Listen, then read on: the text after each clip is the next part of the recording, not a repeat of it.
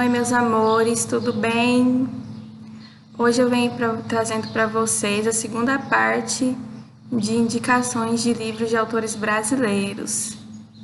Se você não viu a primeira parte, eu vou deixar aqui nos cards. E para você que está chegando agora, se inscreve no canal, deixa seu like. E é isso aí.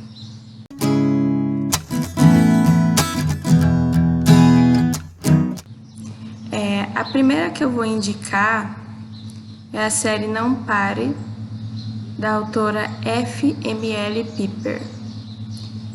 Essa série ela é dividida em 4 livros, 3 principais e um spin-off. Ela conta a história da Mina, que ela viveu a vida dela inteira até os 16 anos, indo de lugar a lugar, se mudando,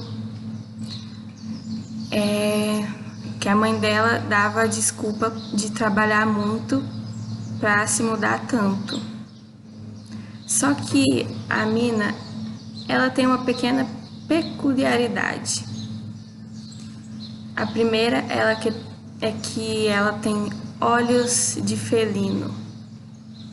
E para isso a mãe dela teve que desenvolver uma lente especial para ela usar, porque nenhuma lente conseguia disfarçar esses olhos. E uma outra peculiaridade é que coisas estranhas aconteciam perto dela. Pessoas morriam perto dela. E sempre que isso começava a acontecer, ela paralisava, começava a ter calafrios e desmaiava, só que ela não se lembrava do que acontecia. Até que um certo dia aparecem 2 rapazes e é aí que ela começa a sua saga de fugir. É como diz uma frase do livro: não pare. Você entregaria a sua vida nas mãos da morte para se sentir vivo? Esse livro é meio que isso, essa história dela. Ela começa a fugir da morte dela com a outra morte dela. Para vocês entenderem o que eu tô querendo dizer, vocês vão ter que ler a história. A Mina, ela é uma híbrida de um zirquiniano com uma humana. Zirk é um dos 4 reinos que se divide essa história: o céu, a terra, Zirk e o vértice. E a Mina tá totalmente perdida, sem saber o que tá acontecendo com ela, quem quer realmente proteger ela, quem quer matar ela. Ela fica nessa até o último livro, sem poder confiar em ninguém. E eles querem matar ela porque ela pode ser a morte de Zirk. Essa é uma história muito boa que te prende do começo ao fim. É muito fluida a leitura. A única coisa que me incomodou foi aquele vai e não vai de romance, que chega um ponto que você não consegue mais aguentar esse tipo de romance. Mas ela é muito boa, eu recomendo muito para vocês lerem. Tanto essa quanto as outras que eu vou indicar. Eu vou deixar o link delas na Amazon, vou deixar na descrição. Todas têm no Kindle Unlimited, para quem tem a assinatura. A próxima que eu vou indicar para vocês é a série A Arma Escarlate, da Renata Ventura. A Arma Escarlate conta a história do Hugo, um menino que cresceu na favela do Rio de Janeiro Só que chegou um ponto da história, bem no começo, que os traficantes começam a ameaçar ele, que vão matar a avó dele, que é doente. E ele começa a se envolver nisso para conseguir o dinheiro pro remédio da avó dele. Aí tem certos acontecimentos que fazem que o Hugo descubra que ele é um bruxo e ele vai para Corcovado, que é uma escola bruxa do Rio de Janeiro. Só que a mãe dele não sabe que ele é bruxo.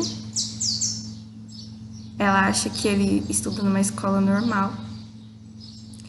E o pai do Hugo abandonou ele quando a mãe dele engravidou. E isso fez com que o Hugo virasse um menino totalmente revoltado com a vida. E essa revolta do Hugo machuca quem está em volta dele. Ele só machuca as pessoas. E aí ele começa a vender drogas na escola. Essa é a parte do primeiro livro que conta os desdobramentos do que acontece conforme ele vai vendendo drogas, que ele entra lá não se importando com nada e com ninguém. Que no mundo dos bruxos não existe drogas. Aí ele acaba destruindo muita coisa com essa atitude dele. Já no segundo livro, mostra muito das consequências das coisas que ele fez no primeiro livro. E uma delas foi destruir uma pessoa que era tão inocente. Ai, gente, pra vocês têm que ler, tadinho do Emi. O Emi era uma das pessoas que mais se apegou ao Hugo quando ele entrou na escola, mesmo o Hugo tratando ele mal. Nós temos também quem gravita ali em torno do Hugo, que são os pixies, o Vini, o Capi, a Caimana e o Índio, que meio que são os que dão o up na escola. E ele acaba, meio que estragando muita coisa nesses dois primeiros livros. Aí, no terceiro livro, a partir daí, que o Hugo começa a mostrar um pouco da evolução dele nessa questão de machucar as pessoas, que para salvar a vida de uma pessoa que é muito importante para ele, e que é uma das pessoas que eu mais gosto nessa história, que é o Atlas, que é um dos professores da Corcovado, ele vai para a Amazônia em busca de uma cura para salvar ele. Esse terceiro livro, ele se divide em duas partes, que é o Dono do Tempo. Ainda tem mais 2 livros para a história ser encerrada. E esses 2 livros, se eu não me engano, vai finalizar a história do Hugo. E o outro vai contar a história do Mephisto Bofronte, que é o vilão da história. Gente, se vocês verem, não me passa na cabeça qual é o passado do Mephisto, que ele é muito misterioso. Muito misterioso. E o Hugo é muito tentado pelo poder. E o que o Mephisto oferece para ele? Poder. E essa sede de poder do Hugo é o que destrói ele e afasta as pessoas que estão em volta dele. Eu indico muito a leitura desses livros. Além de ser uma história muito boa, a Renata ela introduz muito da cultura brasileira, muito do folclore, muito das questões indígenas. É uma história tão rica em detalhes, rica em cultura, que você fica até com vontade de pesquisar mais e mais sobre os assuntos que ela aborda na história. Então é o mais do que indico a história. A próxima que eu vou indicar para vocês é a Duologia Nacarada, da autora Josiane Veiga. O primeiro livro se chama Quincy Nacarada, que na tradução é O Corpo Proibido, e o segundo, Gil Nacarada, que é O Corpo Liberto. É um romance histórico que tem como pano de fundo a Segunda Guerra Mundial no Japão. Essa história mostra tem muita degradação, mostra muito da diferença social. É uma história que é triste, mas te prende do começo ao fim. Nossa, eu chorei literalmente nessa história, deu até vontade de reler ela agora. Ela conta a história de Shiromiya Kazui, que começa mostrando ele criança e o irmão dele vendendo ele em troca de dinheiro. É muito triste, gente. Por ele ter um corpo um pouco afeminado, ele era vendido. E chega um certo ponto da história que ele é agredido, ele quase morre. Só que uma pessoa ajuda ele e ele vai trabalhar numa casa de dançarinas. E para se esconder, ele se disfarça de mulher para dançar lá. Até que um certo ponto da história, um dos frequentadores dessa casa, que é o Ryu, conhece ele, disfarçado, obviamente, e começa a se interessar. E ele começa a investir no Kazui, sem saber que é um rapaz. E nesse mesmo tempo ele também começa a sentir alguma coisa pelo Ryu.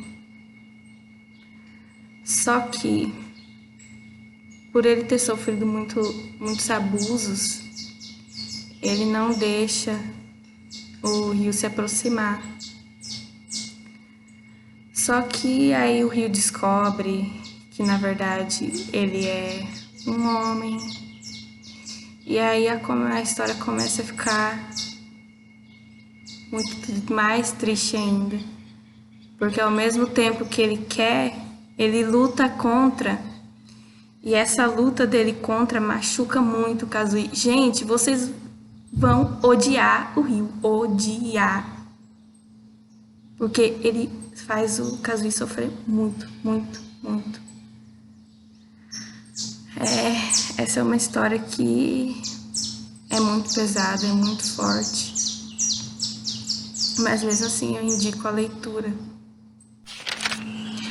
A quarta e última série que eu vou indicar para vocês, ela é dividida em 6 livros. Ela é escrita pela autora Tailane R. Ramos. E ali a gente tem como pano de fundo a mitologia grega, anjos e demônios, anjos caídos e uma pequena introdução de lobisomens na história. Ela tem tanto mix assim, mas isso não estraga nada da história, na minha opinião. É uma história bem fluida que do começo ao fim você quer saber como vai terminar. Tipo, tem ali seus trechos que você fica com raiva, não nego, mas é uma série muito boa. Ela conta a história da Ellen e o Rodrigo, que são irmãos, e a Alma e o Jason, que descobrem que a vida deles não é nada do que eles imaginavam. Eles descobrem que a vida deles foi meio que apagada, ou digamos que não era para eles descobrirem que foi jogado um feitiço neles para meio que eles não verem a realidade que era a realidade deles. Que eles são filhos de deuses e semideuses. E ali nós temos a Ellen lutando contra a escuridão que tem dentro dela. Ela não quer aceitar a escuridão que é decorrente dos pais dela. E o Rodrigo, que ao contrário da Ellen, ele aceita totalmente a escuridão dentro dele. E a Alma, que ela é uma meio que sereia, tem o poder da água, e o Jason, que é meio que um cavalo alado. É ali no começo da história, mostra que eles descobrem que, na verdade, eles não são nada do que eles imaginavam, e eles vão para uma escola aprender a lidar com o poder deles. Só que os deuses querem eles mortos. E ao mesmo tempo que eles aprendem a lidar com os poderes deles, eles fogem da morte. Nós temos muita traição, muitos pactos. Quando entra ali na história os anjos e demônios, os anjos caídos, nós temos a introdução de uma personagem nova, que ela descobre que ela, na real, é filha de um anjo. E depois temos introduzidos os lobisomens, que se eu falar, eu vou estar dizendo praticamente a história, o porquê desses lobisomens terem entrado. Mas se vocês gostam desse panorama de mitologia grega, anjos e demônios, lobisomens, vocês vão gostar. Nenhum interfere no outro, nenhum estraga a leitura. A única coisa que dá raivinha, que nem eu falei na outra indicação, é a questão de romance. Que a gente tem ali uma personagem adolescente que, tipo, em algumas atitudes meio que infantis de ambas as partes, mas tirando isso, é uma leitura bem fluida. Eu indico muito a leitura. Então é isso, meus amores. Mais uma vez eu peço desculpas se eu não consegui passar muito bem alguma das histórias. Se alguém quiser alguma resenha, eu posso tentar trazer de alguma dessas indicações.